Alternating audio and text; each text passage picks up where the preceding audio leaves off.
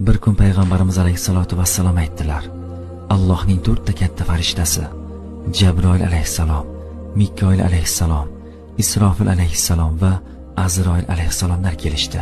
Jabroil alayhissalom menga aytdiki: "Ya Rasululloh, ummatingizdan kim sizga kunda 10 marta salovat aytsa, erta qiyomat kunida uni qo'lidan tutib, Sirot ko'prigidan qushlar kabi uchirib o'tkazaman" dedi. Mikoil alayhissalom aytdiki: "Ey Nabiyulloh, men unga Kavsar hovuzidan chanqog'i qolgunicha ichiraman." Isrofil alayhissalom aytdiki: "Ey Nabiyulloh, u qulning kechirilishi uchun boshimni sajdaga qo'yaman. Alloh taoloni kechirmaguncha boshimni sajdadan ko'tarmayman" dedi.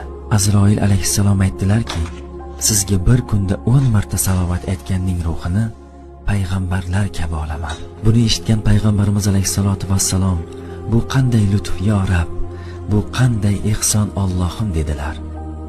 Sizlar ham bu video orqali ko'p insonlarni salovat aytishiga sababchi bo'ling.